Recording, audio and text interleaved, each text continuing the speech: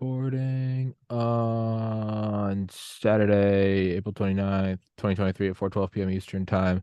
Guys, if you want to support the podcast, click the little red button. That's locals, or go into the description and buy the merch and support the podcast. This is a lot of people don't know this, but Siraj is actually my boyfriend, and this is the episode that I'm coming out to the world. So, Siraj, please tell them about our love. Tommy, I just want the world to know that you're a great lover, and I wish more men would be like you. You know, I always thought I was straight, and then I saw Siraj, and he hijacked my heart.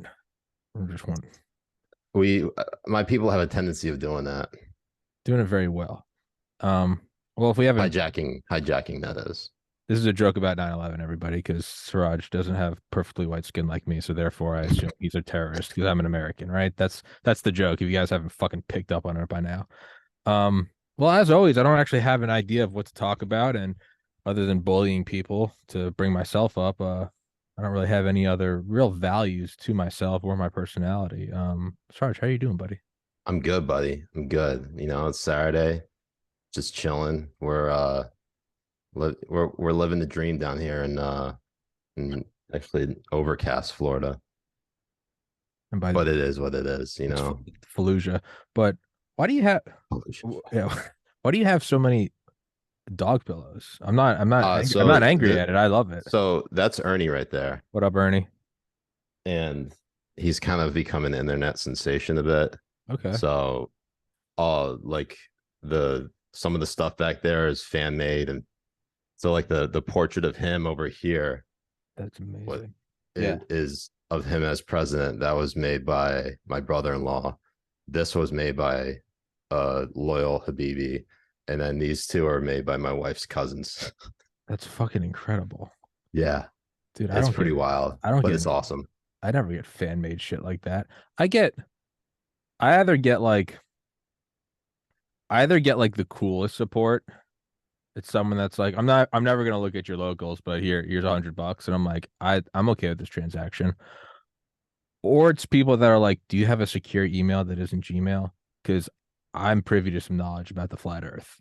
And I'm like, no, dude, I can't, I can't do this. And they've been coming into the video game chat more and more frequently, specifically the flat earthers.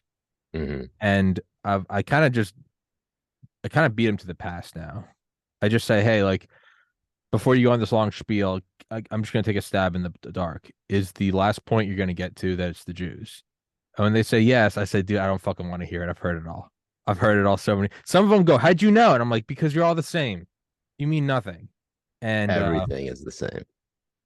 Well, so eventually I made fun of it one night. And I titled the episode Flat Earth Schizos. And not realizing that Flat Earth was in the title. And so it brought in a lot of people who wanted to discuss the flat Earth. And I was playing like Hitman, and people are like, what is this? I was like, this is Hitman. I'm like, welcome to the chat. There's like the regulars.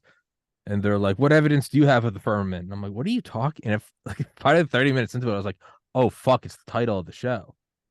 And then of all days, I normally wear a hoodie. Of all days, I was wearing my NASA shirt that my mom got me because it's a big baggy NASA shirt. And I love my mom. And they're like, all right, NASA guy. And so that's kind of been a battle with the gaming stream that I was never really expecting. Is just like I never expected my show to get traction because I was interviewing doctors about COVID. I never really expected the main antagonist to my gaming stream being a bunch of anti-Semitic flat earthers. Yeah, you know, it's funny, and I've like run into I've had those like moments where I'm like streaming something, like not even for myself. Like I'd be doing it, I would like run a premiere through OBS, and then all of a sudden I'm getting dinged on my other channels on like Twitch and YouTube being like, what the hell is this? And I realized I forgot to shut off shut off the connection between my OBS and like my personal YouTube and Twitch. So yeah, it's kind King Boomer stuff right there. Well, that's the other thing is we call it like there's like a couple like regulars on my gaming stream, and it's turned into like a we got another one when like a boomer wanders into the chat. It's like, oh, we got a live one, boys. Because they'll come in and like they always criticize, they'll be like, you're a grown man, why are you playing video games? And you can just tell that they're like 65. And they'll come in and I was playing Far Cry and I was like running through the woods just like shooting bears with a sniper rifle or Which something. Far Cry, by the way? Far Cry 5. Oh yeah, yeah, that's a fun one, but the story sucked. Anyways, continue. No, it's a great game. Far Cry 6 is horrible. I haven't played it. It's awful. Don't play it. Far Cry 5. So going through like the woods just shooting animals. Someone's like, you wouldn't survive 10 minutes out in the woods. Like, you damn millennial. And we're like, we got another one. We got another one. And it is kind of funny because I stream to the podcast channel because that's where the subscribers are. You do have people who have only ever seen my podcast and like serious interviews, and they'll walk in on like a 2 a.m. video game stream where last night I was trying to get some guy in the chat to admit that he'd suck off Dylan Mulvaney for $1 billion. And you kind of get this like shock where people are like, Tommy, I thought you were like a respected interviewer. I've seen your episodes with Dr. McCullough. And they come in and it's like, all right, you, Oprah Winfrey, Dylan Mulvaney, you're under an overpass, you're smoking crack. Like, who do you suck off first? And that's been another interesting turn of the gaming stream. I can't tell if it's going to be beneficial or not for my podcast. So gaming is pretty great because I love particularly annoying everyone who says they know how to play the game, and I just play like an asshole.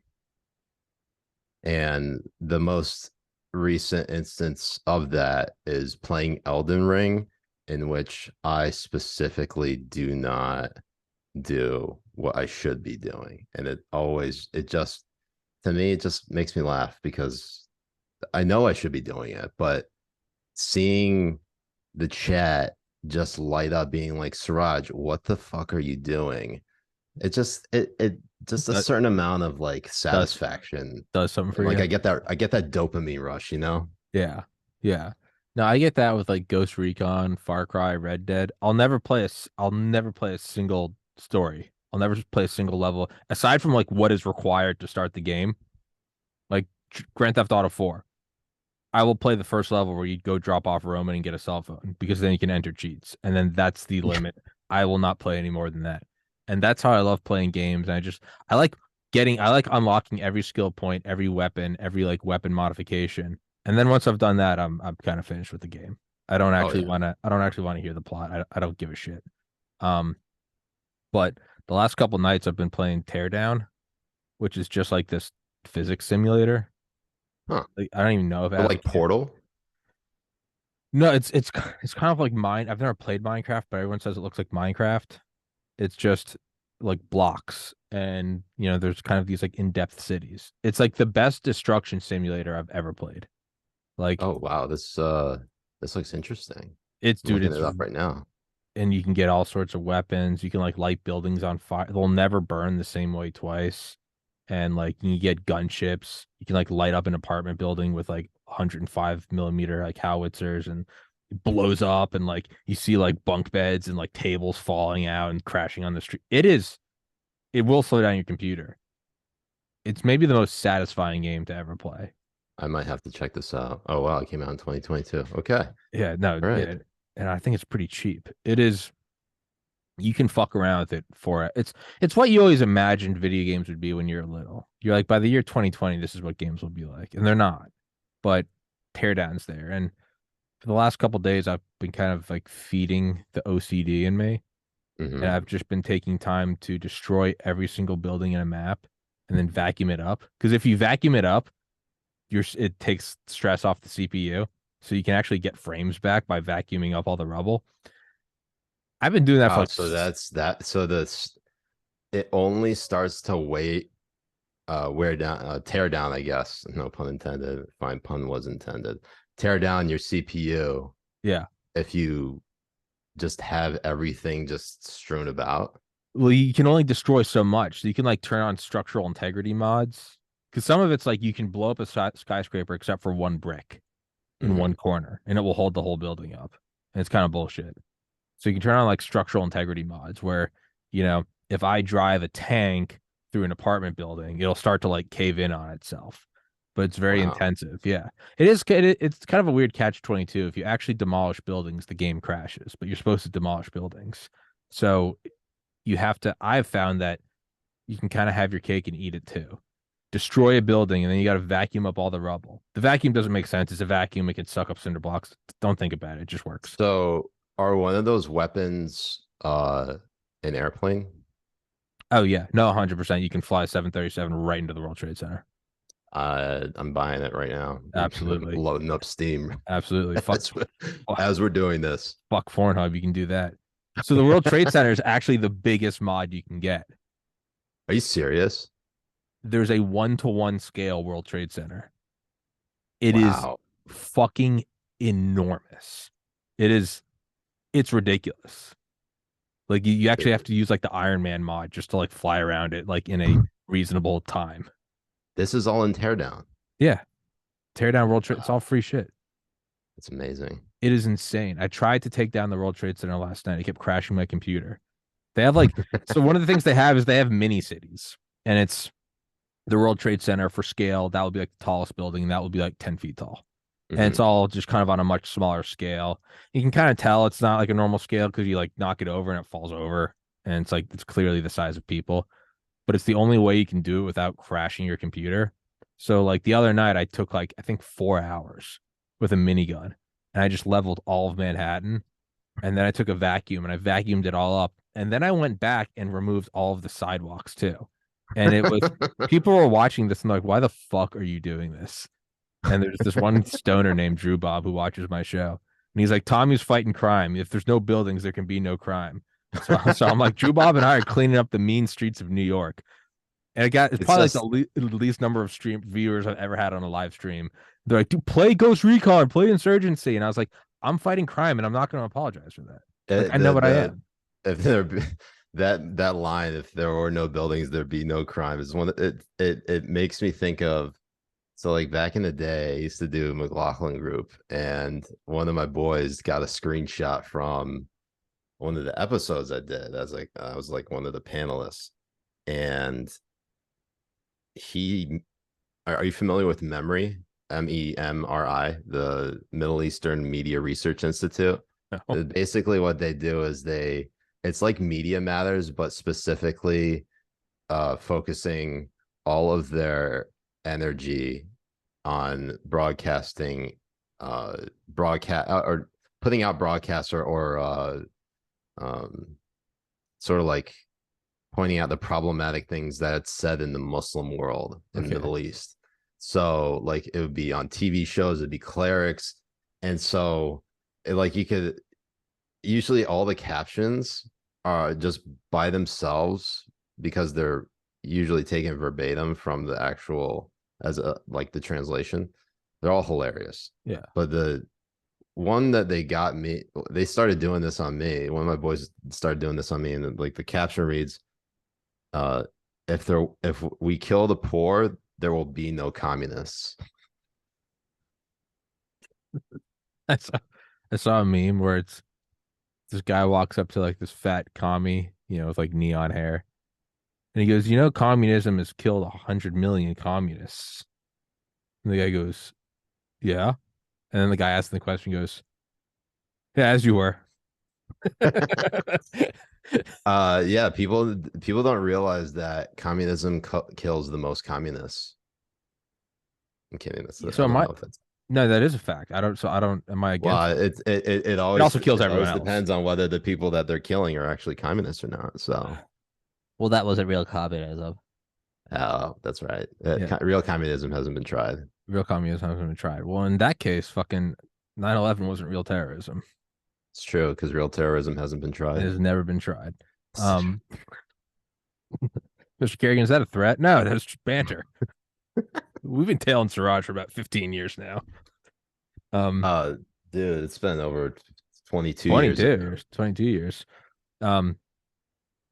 But one thing I have noticed about the World Trade Center is so we were fucking with it last night, and I really can't like accurately convey how ridiculous it does kind of give you on like another side, like a an appreciation for just how the size of those things. You're just walking around on like the computer and you're like, I mean, every floor is simulated. I mean, there's nothing on the floors, but like you can take 110 flights of stairs up. It is ridiculous. And last night I tried destroying one of the towers for probably 2 hours. I mean, miniguns, artillery, napalm, a thermite cannon, throwing tanks at it. I mean, literally just suicide vest. No, everything. I mean, literally spawning propane trucks inside of floors and then detonating like C4 on them. And they still stayed up. And the thing about teardown is like it's a somewhat, I know people are gonna have an aneurysm over it. It's a somewhat realistic simulator. Dude, you cannot bring those towers down. Which people in the chat are like, why are these things still holding? I'm like, I have flown multiple planes into this building and called in airstrikes. It has been burning with napalm for the last 3 hours. And it's still standing. And everyone's like, how'd they fall? And it's like, yeah, I think we might be getting to the bottom of something we don't want to get to. By the way, can I just say that I really like the thumbnail to this episode? Like, I love how, like, I know that you have Taiwan #1 and me in a full, it's like a I would say manga outfit. Yeah. Honestly, would. Yeah. Oh yeah. I'd smash that. I'd apply that 9 ways from Sunday. I'd keep Taiwan independent. The thing is, the guest before this is like a former army crypto guy, and we were talking about Taiwan. And then when you were like, "Yo, can we do it today?" I was like in Canva making thumbnails, and I was like, "All right." And I was like, "What am I going to talk to Siraj about?" And so I just Googled anime girl, and I took that and I put your face on it and put like a filter over it, and then the background was still the Taiwan flag because we were talking about Taiwan. And I was like, "Yeah, you're gonna put Taiwan." Yeah, just leave it like that. In the last episode, the thumbnail was Taiwan, so I just added #1. And I was like, yeah, Siraja does a cat girl, Taiwan #1. Like, that's about as accurate as it's gonna get.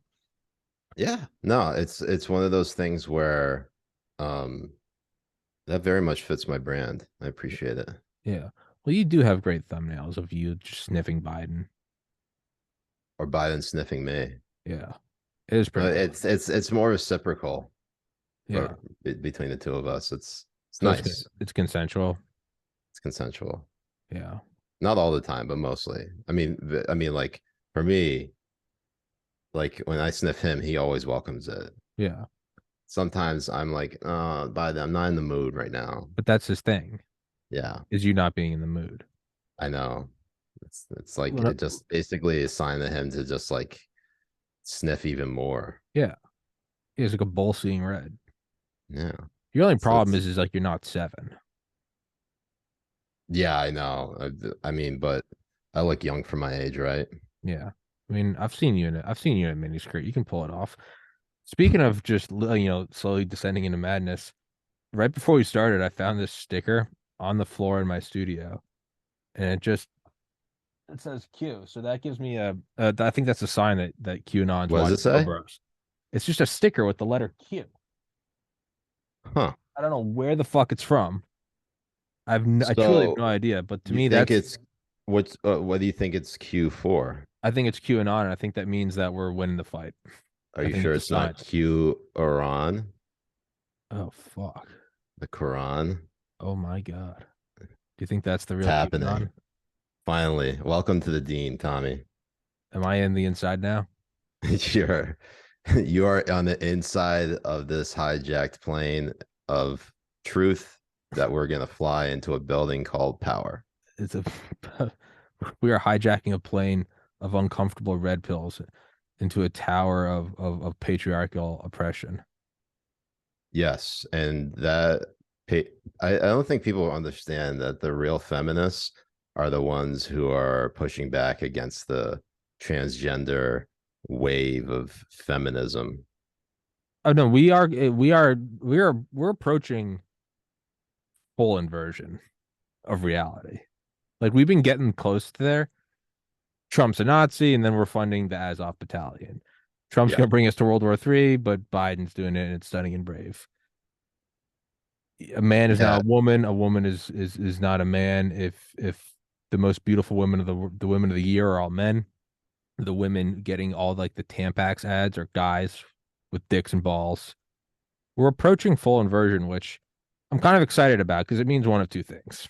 It means that it's going to start inverting backwards because the pendulum of reality swings. Right. Or it's the end of everything. But either way, I think this stage is coming to an end. So what's interesting is that this particular like time, and I'm not like the most religious person, but I have it's like the end studies. times. Yeah. No, it's very much it's taken a long time for me a to warm sign up of to the it and end go. times. It's taken a long time for me to finally concede to the commenters. No, y'all are right. This is Revelations. This is you win. Yeah. It's the end.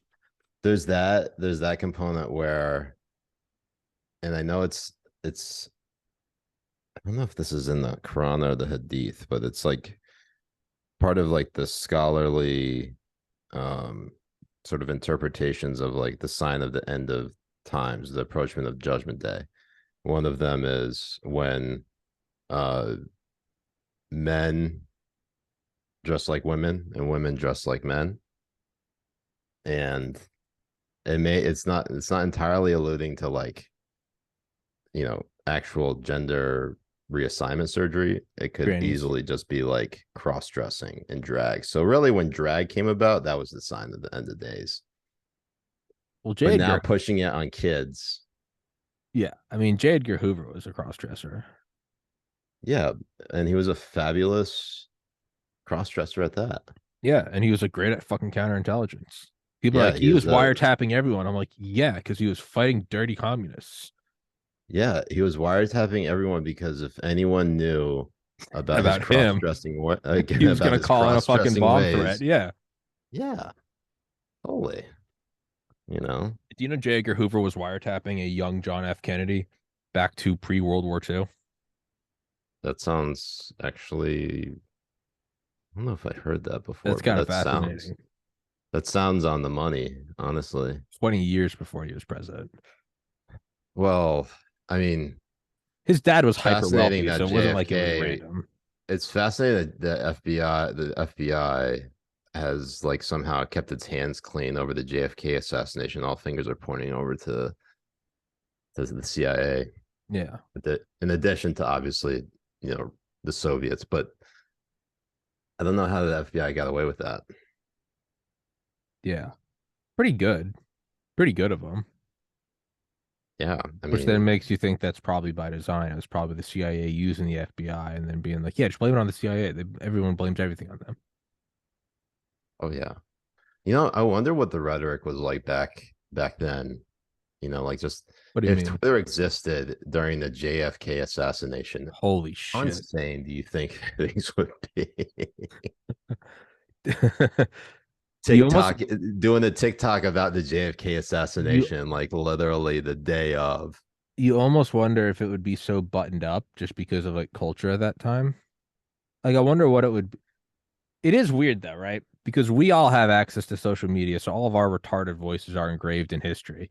But for a long amount of time, I mean, like, right? If you want to contact someone, you had to write a letter, right? Or call them. It kind of took a little more preparation. Right, 100 years ago, if you want to take a photo, I mean, you had to go get ready for it, you know, and you had to stand still for like a minute.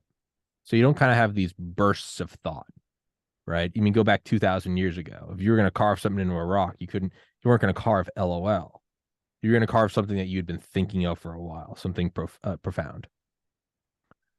But now that we all, yeah, go ahead. Now that we all have access to this, right, and we're kind of seeing how stupid everybody is. I wonder if it would completely chip away at the illusion of like back then there were manners and everyone wore a nice shirt and they went to church on Sunday. I wonder if that entire idea of like greatest generation, early baby boomers, kind of post World War II golden era, milkshake, happy days, nuclear family. I wonder how much of that would just evaporate like morning fog if we could retroactively give them Twitter. Like you look at a photo of your grandpa, you're like, that's just a guy that went to work and raised the kids. You give him Twitter and he's like, saw a bunch of N-words getting shot with fire hoses. Hoorah. And you're like, oh my God. Just like imagining the DMs he sent to like 21-year-old women and fucking 21-year-old girls. Like, you just sending dick pics to Marilyn Monroe. Like, I mean, that's the thing. And, you know, a lot of people, and this is kind of how I looked at like the in the 2010s when you had sort of like this explosion of stories of police officers killing or shooting unarmed Black people. And they were like, you know, it's like everywhere in the news. You thought like, wow, like these police officers are just shooting down Black people like hockey. I mean, like they're just like every day, like just Black man will breathe and then boom, they're dead, like just by the police. And I don't think people realize that, like, one, it's selective, like spotlight just on that, because just by raw numbers, white people are shot and killed more by police than Black people. But that's also because there are more white people in the US. In addition to that, that rate hasn't really changed. It's just that because we got better cell phones with cameras that can record this shit, all of a sudden, boom, like you now have something to tie in to like every single news story. So it's not a matter of this is like an occurrence that's been happening more and more. It's just more and more exposure has been brought on to that particular story. Isn't one of the themes of the end times also that like it's some Bible verse, I don't know what it is, but it's basically like everything will be made known. It's like there will be no secrets. Like evil will be. That sounds about right. Yeah. Kind of like there are no more. Like everyone will be brought to justice. The people that got away with the Kennedy assassination will be brought to justice. Like throughout all. Yeah, I mean, like I think the whole purpose of Judgment Day is to basically make all truth revealed, and it balances out like the karma scales. Yes. Like all the people that got away with it, and you're like, they never had to, you know, you always see it, all the billionaires that get away with everything because they have better lawyers. It's like, no, there will be a day when like everyone gets their like day in court of like God court, and there's no. Oh, so we are so we are in the end times then. It's like everything will be exposed. Like everyone has a phone, everyone has a camera. Everyone that says they see UFOs every week and now they don't post, they'd never provide a picture of it in 20 years. Oh, they just stopped. No, it's not, you're a liar, right? Yeah. I fucked the hottest girl. Show me a picture of her from last night. You have a phone. There's a picture. Yeah. Oh, she didn't want to take a picture. Everything's being exposed. All horse shit is being laid out. Oh, it's so the brilliant thing about social media is that it's become much more difficult to lie and project without being basically checked on it. And it's in that way it's a good thing, because like, say for example, you look at Twitter, they got this community notes, and that's become like a nice little check. Yeah, it's the checks and balances of Twitter. Yeah, it's what I specifically was trying to do with the list back when I first started in like 2019. And while it still goes to this day, and it's become like somewhat of a, like it has like a very niche sort of following. I jerk off to it. What? I jerk off to it. Go on. I mean, as do I. Especially the memes of myself. I mean, absolutely. But that's always been like the point of the list, is to just like shed light and point and laugh at like the people who are making up either, you know, hyperbolic bullshit or just straight up lying. Or they're just wrong. I mean, like, it's not even like, I can get over like people being wrong on certain things, like, sure, but sometimes it's not about what you say, it's how you say it. And say for example, like I get that like so many people hate Trump. I get it. Sure. He's not everyone's cup of tea. He's not even my cup of tea half the time. No, he's not a cuddly Care Bear. Yeah.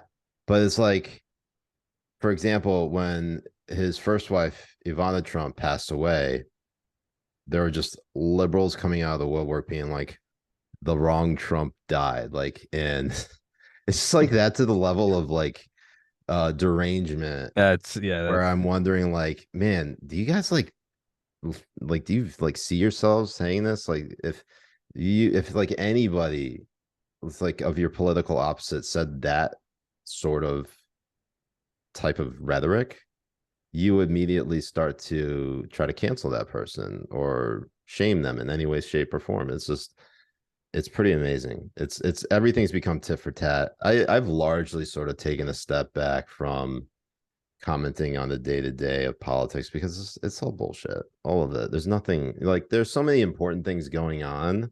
Like, I don't give a shit if Dylan Mulvaney is a sponsor for Bud Light. I'm proud of. I respect the grift. I'm not even trying to be funny. No, I know. Like, think of that. Think They're of the. like, It took that's a 20 AD chess move right there. in my life. I will be lucky if I amass $5 million. That guy put on makeup and got it. Say whatever you want, man. He secured the bag. Like, Yeah. I'm not even being funny. Self-respect, no, but who gives a shit? At this point, it's like they gotta. It was like I think Cat Williams had this bit about how he did a Comedy Central roast, and they have I think it was a Comedy Central roast of Flavor Flav. I've watched that one. Yeah, and so like he's telling the story in one of his stand-up specials about how like they're all calling him a crispity crackety like I don't know if I could say it, but that's what they basically like, making fun of him for being like ashy and like a crackhead and everything like that. And this entire time, Cat Williams thinking like, man, like this is like kind of embarrassing. Like they're debasing him this much. It's like, so after after they did the recording, after they did the taping, you know, Cat Williams approached Flavor Flav like in the trailer, and he's just like, man, aren't you like upset or uh like take exception to all of these jokes made about? He's like, man, I don't give a fuck, they gotta pay me, boy. And then all of a sudden he just like had a realization. He's like, you know what, he's absolutely right. Like he's focusing on his star player. He focused on number one, getting the gold. and yeah, exactly, getting the bag. And so it was to me, I know that some people like at least have some level of, I wouldn't say like shame, because, but we've by and large, most people are like, I'm willing to do whatever it takes to get that bag. And Dylan Mulvaney, whether they are genuine in their presentation or not, they basically made it. And the fact that we are talking about Dylan Mulvaney right now is a testimony. It's a testament of that. All life really is finding the Venn diagram of how much money you want and what you're willing to do for it. That's all it really is. Now everyone has a price. Now, me sucking off Bill Gates on Epstein Island, although I mean just a dream of mine, that would be, I would get the most money for the least dignity.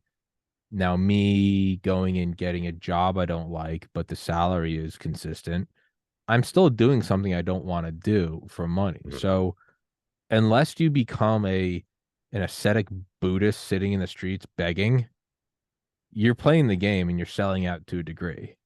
Yeah. And all of life is just kind of finding what degree of selling out you're okay with. The level of like, yeah, I think for a lot of people, selling out is specifically going against the one like line in the sand that you drew for yourself. Mm-hmm. So like, at the say for example, like whatever what's that? At the beginning of whatever endeavor you have, where you go, I'll do anything. Like I'll start this podcast. I will never review TikTok videos. Yeah. Or whatever. I mean, the best recent example is Rage Against the Machine. Yeah. You gotta show your Vax card to get into the concert. Yeah. Yeah. So I've been to Rage concerts before. They are wild. Sure. And back in the day, you had the Rage Against the Machine, I believe, doing a concert In Wall Street. right outside the then Staples Center in Los Angeles during I want to say the Democratic National Convention in 2000. That's awesome. And they were very anti-establishment, and basically, like, their song "Killing in the Name of" is like the anthem for basically saying, fuck you, I won't do what you tell me. I won't do what you tell me. And it's just amazing how in 20 years go by, all of a sudden that lyric has been warped because of Rage's specific messaging on politics and things, like Zach De La Roca, basically saying, fuck you, do what they tell you. Yeah. When it comes to everything like COVID, just believing the narrative about, say, the 2020 election, vaccines, and Ukraine, just everything under the sun, they basically became the thing that they hated. And that is the definition, at least to me, of being total the prototypical sellout. Yeah, that's a pretty bad sellout.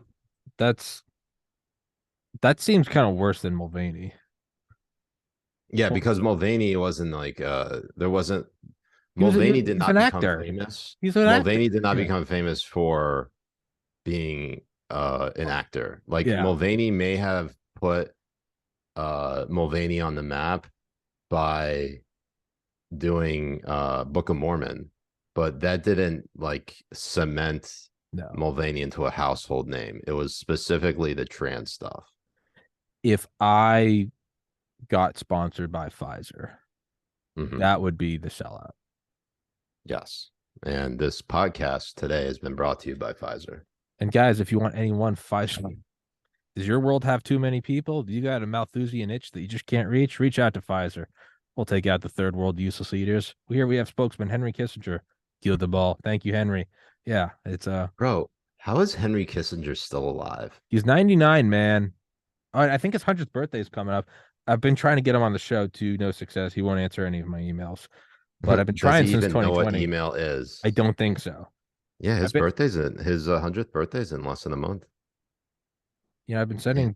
You know what's so funny? Do you remember when Stephen Colbert was wrapping up his Colbert Report show? I don't remember him wrapping up. I remember the Colbert Report, but I don't. His final show, he had like a bunch of celebrities on there, and Henry Kissinger was somehow there. Fuck yeah! It was maybe considering like what Colbert's actual politics are, the combination of, and this is like 2014, so it wasn't that long ago, but Henry Kissinger showing up to like this big like crowd of people like wishing Colbert well. It was honestly, I don't know if that's I still don't know what to make of it, because I feel like Colbert at some point in time was actually a reasonable human being and like was willing to talk to like people on every side, but now he's just like a complete Democratic. There's nothing behind the eyes anymore. Yeah, his eyes are black. He doesn't even talk. He just kills hookers. Him and Jimmy Kimmel and Jimmy Fallon and me and my buddy Stoley did a podcast like 2 years ago where we specifically talked about those three and like what they do off air. And I hear Fallon is like just a massive partier. Like that's just definitely going to come back to bite him in the ass. Yeah, no, I think our idea was like Fallon was just there's nothing there. He's dissociated from reality. Yeah. He's just constantly like coked up and mollied up, and then it was we decided Jimmy Kimmel was just angry. He was just angry, like off he didn't even have like hookers in a hotel room. He had like a soundproof torture chamber where he just like beat hookers to death with a tire iron.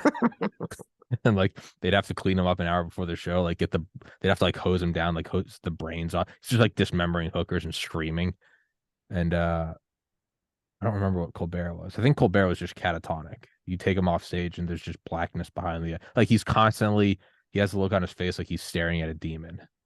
There's just nothing there. Yeah, I mean, like at least with like the late night comics of old, even if they were like liberals and like bleeding hearts and Democrats, like at least they were fucking funny. Like at least they made you laugh, and it wasn't about something that was always political. It was like just about the absurdity of like the day or the week, and it's everything has been so politicized, and it's infected so many aspects of our culture, all across entertainment, music, gaming. I mean, it's endless. Like there's no escape. Sports. I mean, like all of these things used to be escapes from all the bullshit that we have to deal with day in and day out.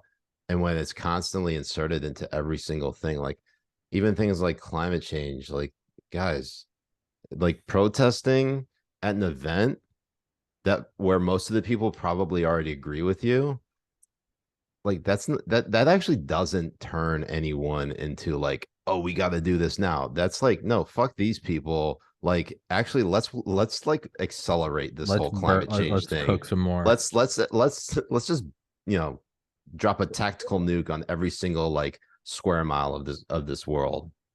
Just end it all. Well, I'm for that, just as an aside. But the people, you have to understand that the people protesting, what you have to understand though is like they're not doing it. They're not doing it. They're doing it to show you how good of a person they are. None of them actually signaling. None of them actually give a shit. I mean, that is the downside of social media, is that despite the fact that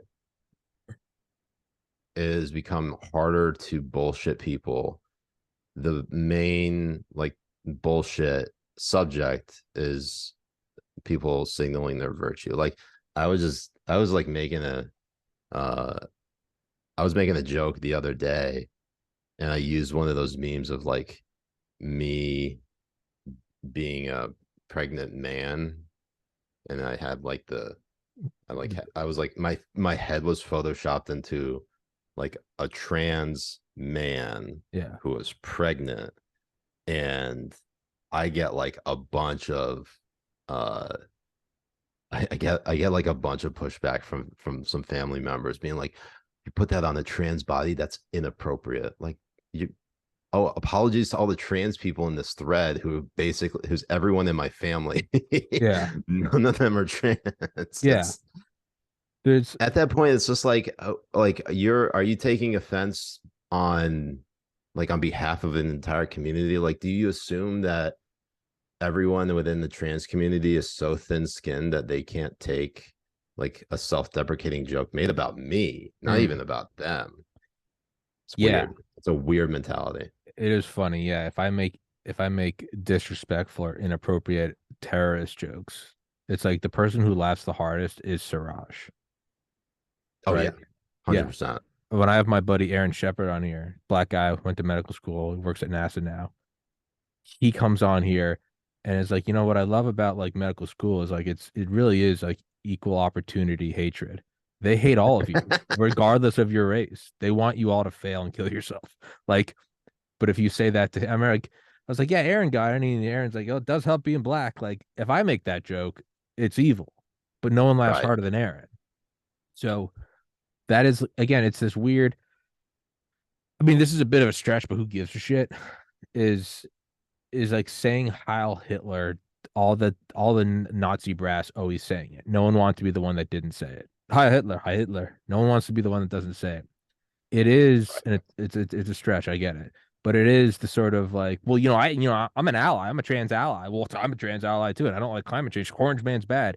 It's this weird purity test where it's these crypto devices pinging one another and seeing if they both are on the same frequency, and then they can talk, right? Yeah. It's like, are you NSA? I'm NSA. Are you NSA? Like, pass the test. Okay, we're all NSA. Okay, you can share you can now share the encrypted cables. Like, there's this weird thing. And it does help though, because I use the inverse. And, early into a podcast, the first time I have a guest or something, I'll make sure to, say faggot or retard. Just quickly passing. Mm-hmm. And if they don't win, then I'm like, this guy's a cool guest. I know this is gonna be because they don't give a shit. Well, what's interesting is that like for much of like if you are older than like 25, yeah, most people grew up saying faggot and retard. South Park. Yeah, I mean, like it was everywhere. There was no, there was Wasn't a no, thing. There was no hatred. right. Like everyone would be laughing. Everyone was doing a bad Cartman impression. Yeah, faggot. Yeah. That's it. Yeah.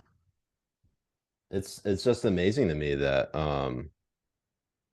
uh like all of a sudden we start like when we use these terms now, it's not even like specifically making a dig at like the targeted group that it was initially used for.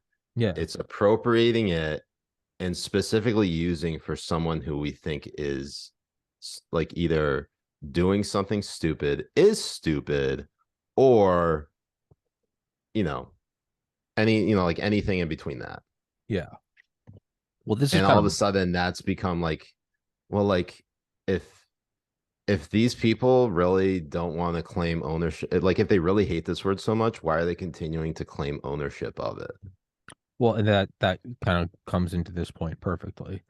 Is like I remember me and all of my friends in like middle school like quoting South, watching it. It was a private Catholic school. Like none of us are allowed to watch South Park, but of course we all found a way to watch it, right? It was Right. that's what was. Hey, you Kenny, you faggot, right? Right. And seeing them all now being so wildly opposed, and I get it. Sure, you grow up and your views change. I get it. You're not supposed to laugh at the same shit as when I do, but it's because I have stunted development and I'm retarded. But when they go, you shouldn't say that word. And I go, you and I both know that this comes from a place of like South Park and playing kickball. And it's a remnant of that. And they go, well, then you should remove it. Well, why? Well, it's because it's a hateful term towards gay people. Well, I'm not going to remove it because you are now making me have a hateful term towards gay people. Right. I don't have any other hateful term towards gay people. You are now giving me a weapon I don't want. You're going, hold the gun. I'm going, I don't want the gun. I don't want the gun. I don't want one. And Yeah. so when you say, well, this is now a hateful term towards gay people. No, no, no. Because you are now giving me a weapon I don't want. Why? Because I don't hate gay people. Yeah, you're assigning that on that level of intent Which I don't have. to me. Yeah. I don't hate gay people. I hate everyone Right. equally. Like, so that's the thing is like, no, I'm not gonna go by that because well, you said he or him, you misgendered, which means you now don't respect that transsexual person. Well, one, no, I don't respect anyone, but more importantly, no, I'm not by saying that I'm misgendering someone, that implies a level of hatred or vitriol that I don't have. Because hatred and vitriol is ultimately it's a value. It holds weight. Love is a value. Hatred is a value. Attraction towards a magnet or repulsion from a magnet. That implies a value, and a value comes from a place of caring. I don't care. So to hate you requires some active emotional response. Right. I'm clinically dead when it comes to an opinion of someone. There's nothing there. Scan my brain. There's nothing. It's crickets. So on a much deeper level, it's not even that don't give me this thing that says I hate someone. It's how dare you assume I care about you? You mean nothing. Yes. Like all of a sudden, like what's so wild to me is that the way people interpret things, it shows more about them than about the person who originally says it. So it's not my fault if you take offense to what I have to say. You can choose to not have a reaction to whatever it is I'm saying. But if you're taking offense to it, that's a you problem. That's not a me problem. Of course. Well, this is just an extension of suing McDonald's because you're fat. Right. Like no one, McDonald's didn't hold a gun to your head and said, eat this Big Mac. I bet that happened. That's happened at least once in the world. Well, Ronald McDonald, I mean, he's like running the fucking mafia out there. Think about it. Over 99 billion served.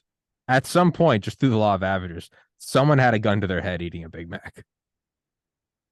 somewhere on the planet, that's at some point. the thing. That's the thing. Like, there's never a non-zero chance that someone has been held at gunpoint and told to eat a Big Mac. Probably like a mafia hit. Like, what do you want for your last meal? Like, can I just eat a Big Mac? It probably has happened. Death row inmates right before they oh my god get the injection or the chair. Yeah. Big Mac, boom, right there. Yeah. That is wild. One thing I did want to say though is with respect to sort of the terminology that's used. Mm-hmm. Like over time, you know, words change meaning. And you're completely right, like about the things that we laugh at now Sure. are largely we laugh at them because either we're uncomfortable or because things are just so absurd. Like they're contradictory, you know, things that just like contradict themselves and can be like presented in a humorous way. Mm-hmm. Like that doesn't actually convey hate. The one thing about South Park that I really liked, and I kept thinking about this specifically in like the aftermath of that like exchange with family, was the episode they did initially about the Prophet Muhammad. And Comedy Central, and this is the one that I remember the most that really like changed my worldview on things, because as a Muslim, like there is that level of groupthink that exists that you just don't make fun or you don't draw the Prophet Muhammad. And to me, as soon as like, say like Comedy Central started like basically caving to the fundamentalists, the Islamic extremists, the terrorist groups that threatened them if they basically presented a portrayal of the Prophet Muhammad. Like, look, anyone with a brain would understand that, specifically within the Muslim world, that those people at Comedy Central who are calling the shots, they're not Muslim. They don't have to be held to the same rules that the rest of us have to follow. So why are we basically putting that on them and making them like bow to like these fundamentalists and extremists?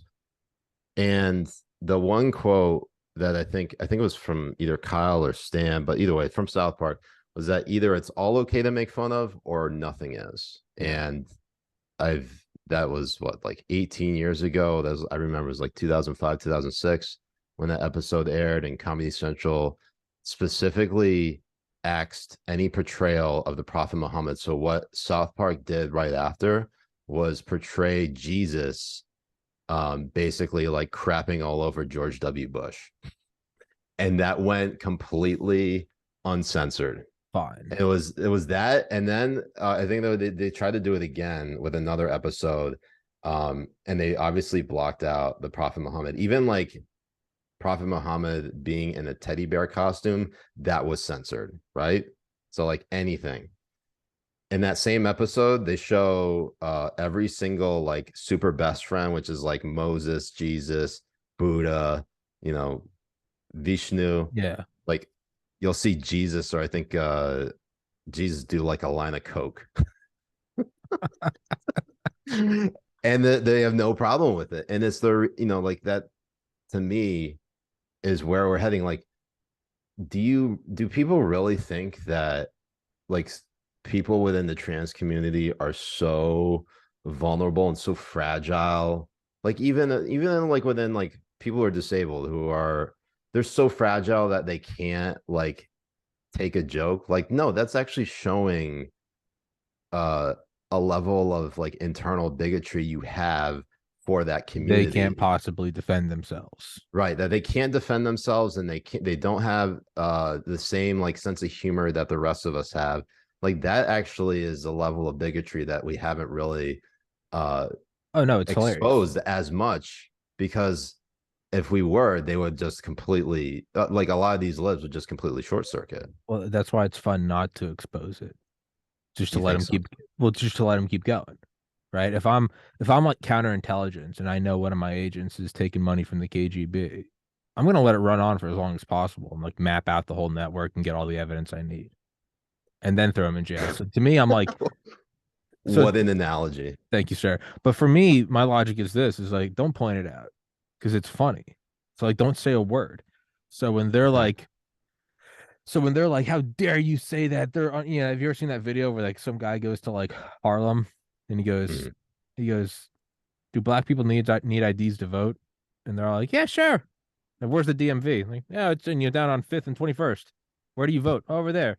How do you register? Well, you go US.gov. And then he goes to Berkeley and he's like, if we have voter IDs, how will that affect everyone? And they're like, well, black people will be affected. And he goes, why? He's like, well, a lot of them don't know where the DMV is. A lot of them don't have access to the internet. And it is the most, and then he goes back to like Harlem and he shows them those videos and they're all like, what the fuck? It's these guys walk. He's like, where's your ID? And he pulls out, he's like, right here. He's like, do you ever leave your house without it? He goes, no. He goes, where's your phone? He goes, right here. He goes, can you get to the internet? He goes, yeah, I can get to the internet.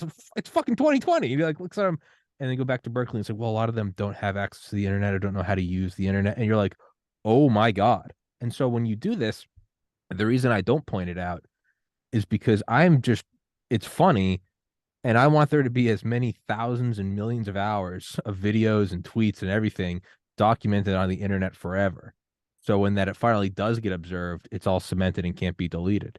So when you see them say, don't make fun of them, they can't handle it. Or this is the one I always point out is people would always say, I can't believe you're posting interviews with Dr. Peter McCullough. You're killing people. And I say, how am I killing people? And they go, you're spreading harmful misinformation about ivermectin and not getting the vax. And I go, I apologize. Did I fool you? Like, I apologize, Dylan, not Mulvaney. We'll just say Dylan. I apologize. Dylan Brooks. Sure. I apologize, Siraj. I'm sorry if you watched my episode and you didn't get the vax and you took ivermectin. You're right, I shouldn't. Let me get back to you. Not me, other people. Well, why didn't I fool you, Siraj? They always say the same thing because I see through your bullshit. Okay, so you have now admitted that no one else has the mental acumen that you have. They need to be protected. Who are they? Well, they're mostly minorities and lower. Oh, you're racist as fuck. I saw through your horse shit. But all these black people on Facebook, I need to defend them. I mean, at this point, it's like just go the extra step and say, like, get back on the plantation. That's where it's going. That's where it's going. And to me, I see that happening, and I'm like, I'm not going to point it out. Just let it. Let it be documented. Point. It also brings me to this past week, and I like that we're kind of going down this path here, chatting about it. And by the way, I don't have like a heart out here. Me neither. Me neither. I was going to jerk off the pictures of you, so I mean, this is kind of next best thing. I mean, hey, I just want to know which photo it is. You can't see below here. Yeah, you can't see anything below. So ABC News aired an interview with RFK Jr., who announced that he's running for president, as you probably already know. I don't know if you've actually had him on the show. Have you? I've tried. I wanted to. I was arrogant. Do you think he joined now that he's running for president? Do you think that he joined Rumble? Because wait, what are we? No, not join Rumble. Join your show. Well, I was trying to get him to come on and announce he's running for president, and I couldn't contact him, but. I'll try to get him. Yeah. Anyways, also, to great shame, I couldn't get Tucker Carlson on my show either. I know everyone's very surprised that he chose some other bigger platforms, but What I was trying to say about RFK Jr. is that he did an interview with ABC News, and they asked him questions specifically about his anti-vaccine stance with respect to COVID, but also whether certain vaccines cause autism. They asked him about this stuff, and they also highlighted I believe an article from like 2020, or actually it might be fairly recent, when he actually announced he's running for president, and that members of his own family think he's dangerous. They use this basically against him. And so RFK Jr. was not given an opportunity to respond because ABC News specifically cut out those portions about what he said, and they made the justification. The journalist who conducted the interview said that he made several false claims about the COVID-19 vaccine and the vaccine in general, and we used our editorial judgment and discretion and chose not to air those extended portions, Well, if those claims are so false, why not just broadcast it to everyone to show how false they are? Like, isn't like the point to expose the fraud. that ideology and point and make fun of it? Like, if you're gonna hide it, again, they're assuming that people who are watching are too stupid to make up their own minds. And this whole like approach to combating misinformation and disinformation is basically just another form of white supremacy. It's no, it's hilarious. The most racist thing is to say we labeled this misinformation because people are going to get fooled by it. Well, who labeled it? The white executive. Yeah. By the way, 69 people watching the stream right now. Very nice. Hell yeah! If any one person joins, kill yourself. Yeah. Please but like, get the fuck off. That is so incredible, though, right? It really is. Like, I'm gonna tell my plantation workers what is good for them. I'm gonna teach them how to read. I'm gonna teach them what is science and what is not science. Like, you can almost see like Calvin Candy and Django being like, I know what is right for these few people, but that's what it is. It's misinformation, it's disinformation. Then, and if it's hateful, well, they don't have it. They don't have a sense of humor. They don't have that higher intellect to understand that this isn't real. It's a jab, much like schoolyard taunting. Right. All it is the biggest exposition of racism and superiority. And to me, it's just hilarious. So just let it run, right? Because if you make one bad tweet, right, you can delete it, right? You get fucked up, you say something like whatever, you can delete it. Millions of bad tweets over decades, you can't get rid of it. So to me, I'm like, they're still hanging themselves. I'm like, keep giving them more rope. Keep giving them more rope. You want billions of tweets and DMs and memes of we had to protect people. Just get it all out there. Get it all out there. Make it unremovable. That's kind of my logic. And there's also totally. I mean, like I guess I should start taking that approach now because it's I mean, you just have to laugh at it because otherwise it's just going to drive you insane. Well, there's also kind of the humility from doing this podcast because I just look back a year, 2 years, 3 years, and I see how much my own views have changed. And like, I won't remove an episode. And by having yourself out there and going, oh man, I was so wrong. It's like a daily humbling thing. If someone's like, dude, I watched episode 205 and I'm like, hey, I agree with you. That was stupid. It's a forced humility, but it also then forces you to have empathy towards others. What did this guy say back in 2020? Well, how do I not know that guy's looking back at it and going, man, I was an idiot. And it forces you to start acknowledging that we're all we are unstatic, dynamic beings who can change and can evolve. Right. And I think that's a pretty remarkable thing. And, like, there are just not enough intellectually honest people out there who are willing to, admit they were wrong about X, Y, and Z. I'd say like the one thing that, obviously there are a lot of things I was wrong about with COVID. And I acknowledge it on Habibi Bros. Yeah, I mean, you were constantly against the idea that it was the Jews, and I think it's come to light now that everyone knows it was Israel. True. I mean, specifically them with 9/11 too. No one talks about that's actually where the first COVID particles were detected. When they found the passport at the base of the World Trade Center, is also covered in COVID. I remind my Jewish wife daily that she needs to answer for the Jews hitting the World Trade Center. Just tell her to do better. I really need to. I'm going to. I think first of all, if she doesn't snap out of it now, then I might have to take some action, like disciplinary watch action. It. Fucking watch it.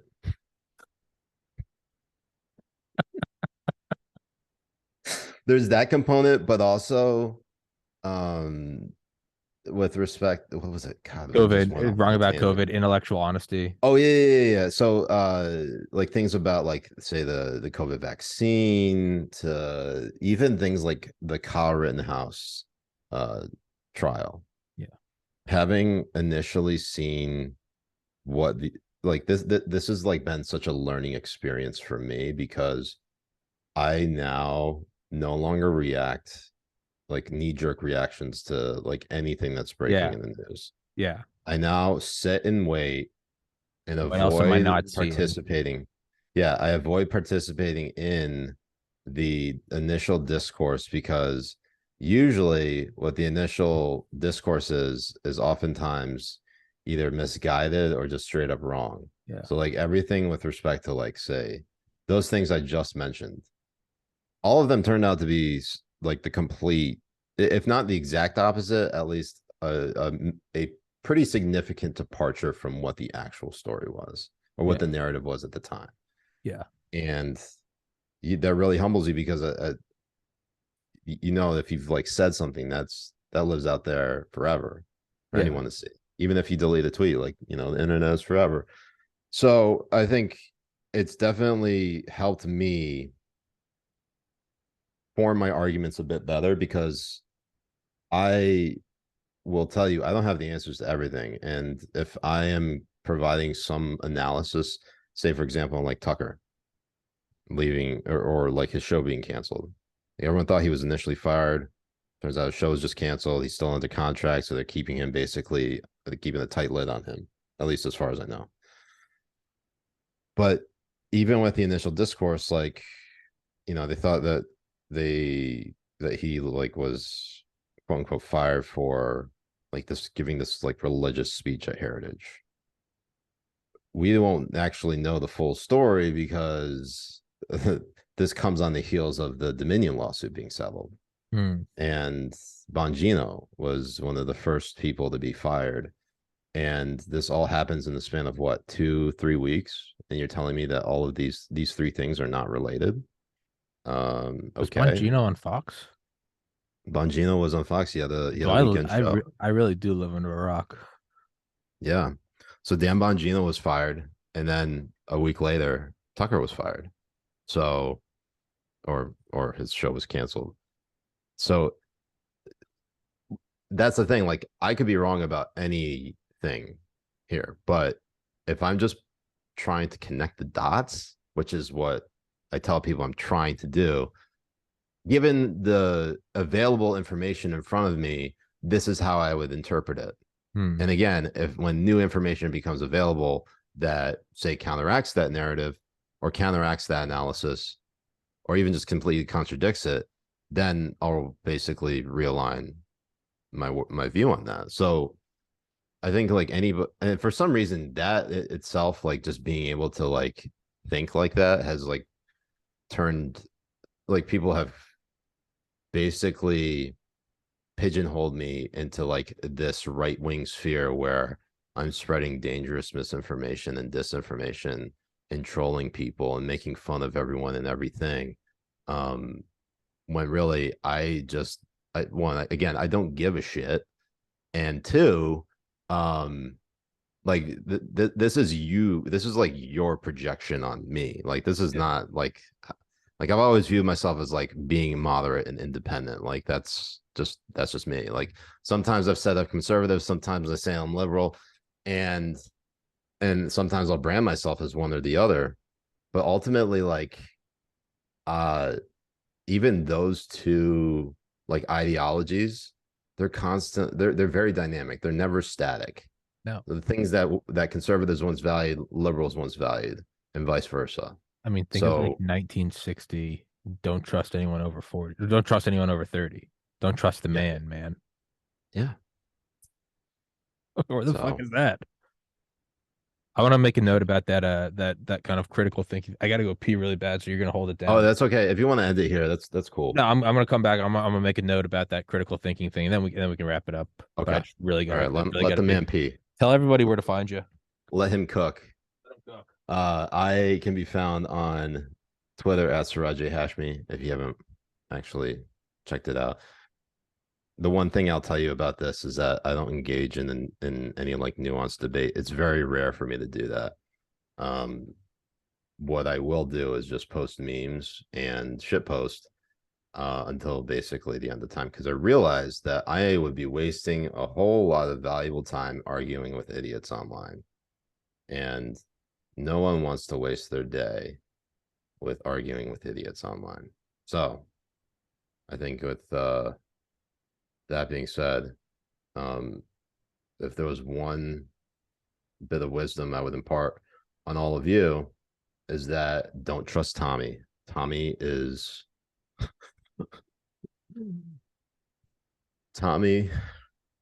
took advantage of me.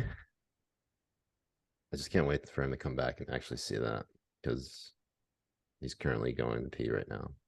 Anyways, everyone in the chat who's watching and have seen what we've been talking about, let us know what you think.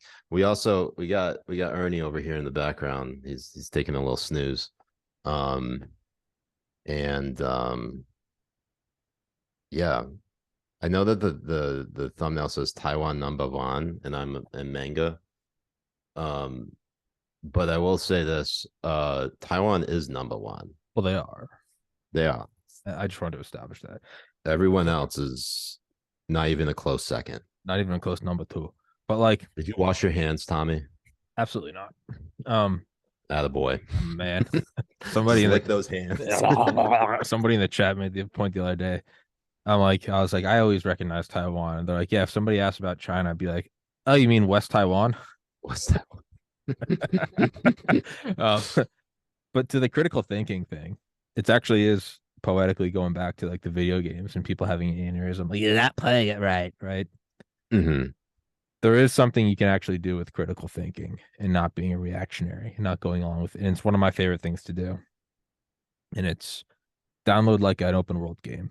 Just Cause 3, Just Cause 4, Far Cry 5, Red Dead Redemption 2, whatever. Ghost Recon. Don't do the tutorial. It's pretty basic, right? Keyboard, controller. You don't need to learn that. But don't read anything. Don't pay attention to the plot. Skip the cutscenes.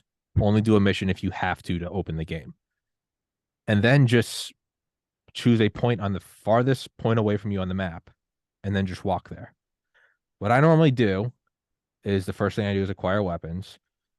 I kill everyone I meet. I make sure not to go on like mass shootings, because then you'll get killed. I just kind of kill stragglers, loot them, whatever it is. You'll find that game's version of currency. You'll find that game's version of skill points or XP or whatever, or skills, and just start unlocking. You unlock weapons trees, skill trees, whatever. If it goes recon, you're unlocking drones and drone capabilities and thermal vision and fucking suppressors and night scopes. If it's Red Dead Redemption, you're unlocking, a better shotgun or whatever. Just keep unlocking and just do whatever for as long as you want. And by doing that, you will unlock the core of the game, of what it really is. And then you can go beat the campaign in like an hour, because you're basically God tier. But by doing that, you will find out what the core of the game really is. And it's nothing that the developer set out, because there's no like accomplishments for killing your 1000th civilian. But you'll find that it's the most real part of the game. In Red Dead, the realest way of playing the game is shooting people and shooting their horses and looting them all. And then hiding so no one sees you. You can upgrade everything, and then you can just beat the game and no problem at all. Same with Just Cause. My problem is like now I play like an asshole, but it was like a learned skill, right? Okay. Like before, my natural like default was to play by the rules and be nice and like not kill civilians. Now it's like I'm doing it for the lulz. Yes. No, I get that. Yours is more it's shaped. Yours has more of a fine value to it. Mine is just psychotic ADD, OCD, just magnetic attraction to a goal, right? It really is much more fun to watch like people gaming like that. Yeah. I played Red Dead. I streamed Red Dead probably like 50 hours one week. I never did a single campaign. All I did was shoot people, and by the end of it, my guy was decked out. All my guns were fucking matte black with like chrome trim. I was on the best horse. My guy was Gucci'd out, and like my campaign progress was like 0.7%. But everyone was like, "This is fantastic." All I did was better scope so I could shoot witnesses. Like that's all I did. And my guy was rich as fuck. And by doing that, you'll unlock what the core of a game really is. Far Cry 5 is, a lot of people think it's a game about, rednecks and the feds. It's actually, You go to a farm, you kill a bunch of cows, then you take the bait, then you throw the bait down, kill a bunch of bears, and then you sell the pelts for money and you go upgrade your weapons. Once you've got 50 cal everything, suppressed everything, you can go beat the game in an hour. So the entire So game is this is actually a farm something simulator. this is something that I realize just like in general, but it very much like applies like and maybe it's a gaming mindset, but it's it applies to real life too. And that is when you start thinking outside the box and think to yourself, it's not a matter of whether uh there are any like the only barriers between you and accomplishing your goal ultimately is yourself. Mm-hmm. And if you confine yourself into a mental state where you can't accomplish something, you're never going to accomplish it. So the way I've approached things recently, and it's really worked, is that all right, this is a fixable problem. I can fix this. And you basically use, and this is something I learned from like Napoleon Hill, Think and Grow Rich, the power of all the suggestion. As soon as you start suggesting, like talking to yourself basically into a positive mindset that you can accomplish something, you will accomplish something. Mm-hmm. And that's something, whether it's something as minuscule as like, I don't know, like fixing the shower, the toilet, to like, you know, fixing a car, to like getting that like promotion or that job, or like finding that that special one, that person in your life that you want to marry. Like that's all of those things can be accomplished if you just literally talk yourself into it. That's all it is. You just have to talk yourself into doing all these different things, and you'd be actually really shocked at how much you can accomplish. You can even talk yourself into you can even talk yourself into getting rid of a headache. I haven't done that. You should, because it's actually, that shit works. Like for 5 minutes, you just even if you like just lay down for 5 minutes, close your eyes, and you just constantly tell yourself, I feel fine. I don't have a headache. My head feels great. Like you constantly repeat those lines. Dude, 5 minutes goes by, the headache is gone. It's weird. No, but it genuinely does. Like I get flustered by like technology, and having my own podcast in studio is always like get a new camera, and I'm like, I can like feel myself getting like hot under the collar. I'm like, I don't fucking know how to set this up. And eventually I always tell myself, I'm like, yeah, I just got to figure this thing out, and it's retarded. And I go, yeah, it is. Like I just got to fucking click some button, and like in no time at all, you're like, yeah, there's the, like when I first did a live stream, you sent me like this long like PDF, and I was like, oh fuck. And then finally I was like, just look at it. And I was like, yeah, I just got to copy and paste this thing and do this. And then it'll start streaming. And then like, voila, it starts to happen. And to tie in the video game thing, I'm not even joking when I say it has real effects in life. So what happens is when you play a video game like that, you have now uncovered this way to play something. Instead of I have to do the campaign and go through the hurdles, you go, no. There's a way to do it. Like fuck the campaign. Fuck the campaign. Yeah, fuck the campaign. You're just gonna want to walk along the beach for 10 hours. What are you talking about? Trust me. You find almost a back door into how to beating a game. Then when you go and play, if it's an online game, everyone else only has one method of playing, and it's the method from on high, the campaign. Yeah. You've now got all these like special forces tactics of like, no. Don't go for the base. Trust me, you just want to kill cows. What? You want to kill cows? I'll explain it later. Just kill cows. But then you do it and no one knows what the fuck you're doing. So then you take it to real life and you go, everyone's saying Kyle Rittenhouse is a patriot. Everyone else is saying he's a fucking whatever racist, whatever the buzzwords. Murderer. Even though all the people that he actually shot and the two that he killed were all had weapons and were pedophiles and all that. They're white. Yeah, they're white pedophiles with weapons. It doesn't mean, yeah, facts don't matter. Yeah. But by looking at the world and going, they're reactionary this way and they're reactionary that way, you go, I'm just going to observe my own thing and try to find the meta, the core of the game, because it's never what anyone thinks it is. It's you got to take this side or that side. Just sit back and observe it and go, what is it? What am I missing? There's got to be a tint to it. If I'm seeing it from this side, chances are there's a conservative bias towards it. Or this is something I agree with. All right, so then what am I not seeing? There's something that, there is a reality to this that I'm not. Do I not like it because Biden did it, or do I not like it because it's a bad thing? Do I support it because Trump did it, or do I support it because it's a good thing? And people they'll react towards you. Why aren't you doing it correctly? Why aren't you reacting? Why aren't you playing the game the way I play the game? Just Truth will speak for itself, and you eventually figure out the meta, and then it's yours. Yeah. No, totally agree. I will say that one thing that's also very interesting is have you heard that quote that there's actually I don't even know if it's an actual quote, but like I've heard this being said by something how like, the truth is somewhere in the middle, right? It's never the case. The truth is never in the middle. The truth is the truth, and everything else is bullshit. Shifts around it. Yeah. Yeah. So, people saying one thing, other sides saying another thing. Some people think that there's like some consensus. No, one side is either right or wrong, or they're both wrong. Yeah. Yeah. Gravity doesn't give a fuck. Right. I think it's 0 meters per second. I think it's 1,000 meters per second. So it must be No, it's 9.81 meters per second squared. You can put all the disinformation labels you want on it. Jump out of a fucking building. Tell me how it works out. It just is. And when you can surf that middle road, you won't win over everyone. That's the thing, is people will still just call you a fucking Nazi. But there's an internal peace you can find. And you're never going to get away from all of it. You have to be on social media to exist in this world. I get all that.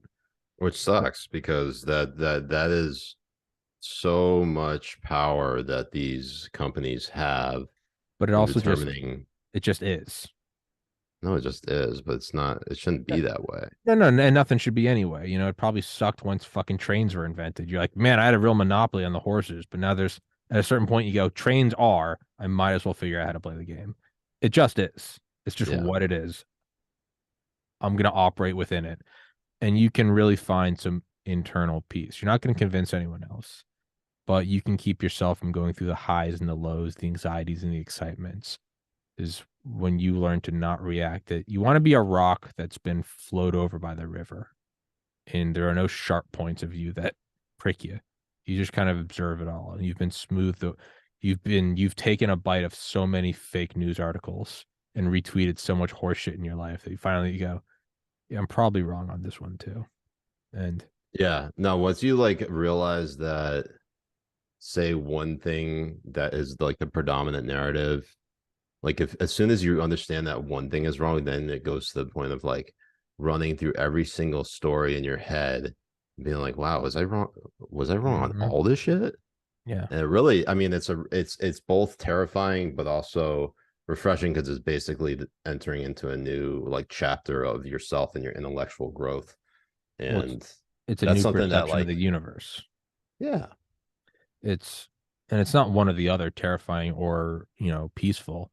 It's one long spectrum. The tunnel begins as terrifying and it ends as peace. And so when you go through it and go, well, everything I've ever known is wrong, and it's very scary and it's discombobulating, and everything kind of feels like it's, like you're in an earthquake. And then once you kind of arise at the peace that, oh, I was raised in this household, or my friends are of this political bent, and I saw the world this way and that way, and now I'm realizing that it was all wrong and it's falling apart. You then go one step further and go, nothing's falling apart. Is it was never real. Right. It's not that I just found out the world's globe, man. It was never flat. Your whole life. You were just in the Truman Show. Yes. And there is great peace, and nothing's falling apart. You're just seeing it for how it really is. And it doesn't care. The mountains are just the mountains. The clouds are just the clouds. Just is what it is. And this is what it is. When you reach that peace and clarity, I mean, we can finally all see that the great Satan is the Jews. I was told it's actually America and the lesser Satan is Israel. Oh, fuck. Get it right next time. You always got to jerk people out of the hypnotism. The longer you're a Muslim, the more you'll understand this. Yeah. Well, I am joining the faith of the one true Allah. All that South Park taught me, all that Comedy Central taught me by censoring Muhammad, is that violence works. That's all you taught me. Yeah, no, that's exactly what that. Okay, I'll buy an AK. That's what you taught me. Honestly, I feel like that was the watershed moment to where we are now, because I feel like that was the point in which the left was like, you know what, this shit there's works. Something to it with these. This shit fucking works. With Al Qaeda and ISIS and the Taliban, like if you like show enough muscle, you put enough force, enough pressure, violent or non-violent, but specifically violent, you can get anything done. And you know what? In terms of just like objective reality, I do kind of admire that. They looked at the game and go, there's a real meta to this. Fuck logic, fuck open debate. Blow That's up the a problem, bomb and in front of a kindergarten. That's what like people who like oppose that need to understand is that, look, I'm not advocating for violence. I would never do that. Of course. Um, Ernie is, but I mean, he is obviously a killing machine. I mean, he is a radical cleric. Just look at him. Let me zoom in on that. Yeah, look at that. He's ready. All he is dreaming about murder. Just fucking zennied out. But what I was trying to say was that no, even if like I get everybody has a line that they draw in the sand that they just don't go past. And the point is to not become your enemy. Right. It's the same point of like the discussion about selling out. The idea is to beat them at their own game and to do it by taking the high road. And that is a very difficult balance, because if you're trying to go after people who literally don't have a moral like floor, they don't have any standards, like you are at that point, the best thing to do is just disengage and just not even engage with those people. Save your own sanity. Well, and that's kind of like the ultimate end point of like where I am now at 32 years and 8 months is you're not gonna have, you can have your own eureka moment. You're not gonna convince anyone else of it. Just disengage. Realize that there is no acknowledgement of hypocrisy. It will always be tit for tat. It'll always be the libs, or well, what if Trump, or what if it'll go on forever. Just acknowledge that. And then really grasp that you're only here for a limited number of years. And how do you want to spend your every moment? Freaking out like, over what the Democrats did, or hanging out with Ernie? Do you want to spend all your time fighting with idiots online, or do you actually like want to spend time with the people that you care about? So like this ride ends. This ride does end. Right. And it does rob you. If you don't think that, stay on social media all day robs you, take a couple days off, see how much your resting heart rate goes down, and then get back on it. And you'll realize it is robbing you. And on like a very serious note, on a very serious note, man, like you're here for a limited amount of time. It is a beautiful world. Do you want to spend every hour going, can you believe Dylan Mulvaney? No, man, I'm gonna play some teardown tonight. I'm gonna take down the World Trade Centers.